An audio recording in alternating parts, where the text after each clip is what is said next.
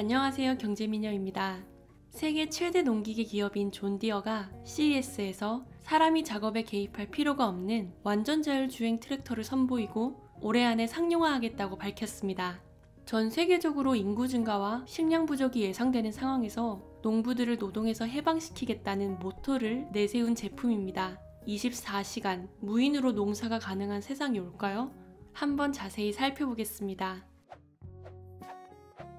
존디어는 디어앤컴퍼니의 브랜드 이름입니다.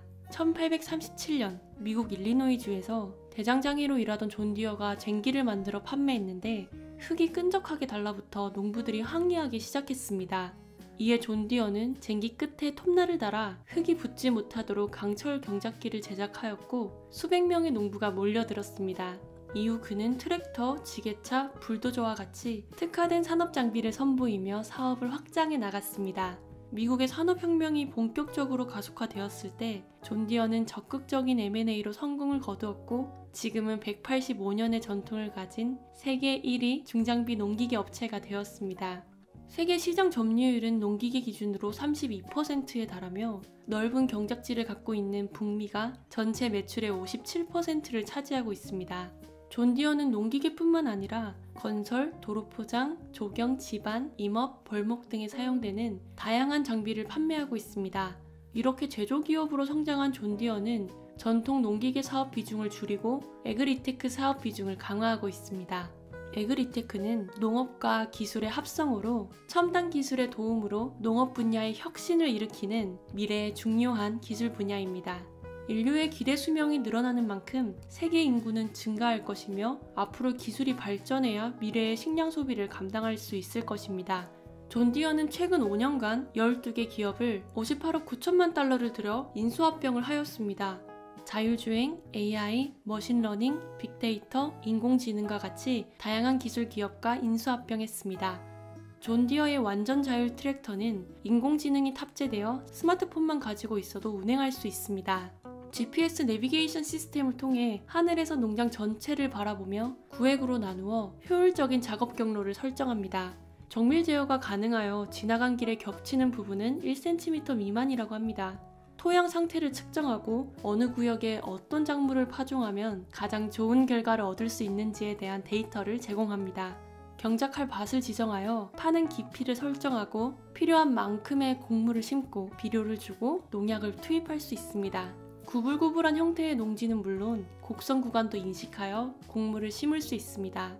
그날의 날씨와 습도를 분석하여 물을 줘야 하는 부분, 안 줘도 되는 부분을 파악하고 잡초를 발견하면 그 부분만 제초제를 뿌리며 주행 속도도 조절할 수 있어 상황에 맞게 적절한 판단을 내릴 수 있습니다.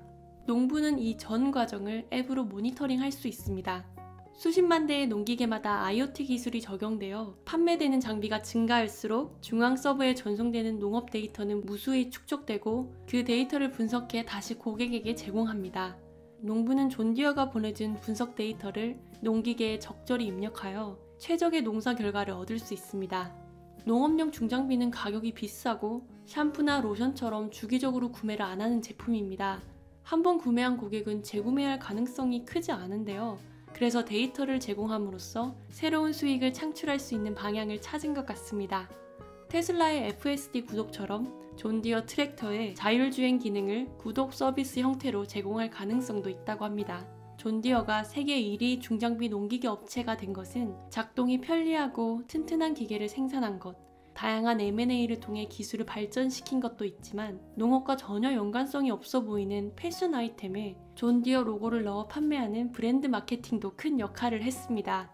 사슴 로고가 새겨진 존디어 티셔츠와 야구 모자는 유명 배우 조지 클루니가 애용하면서 유명해졌습니다.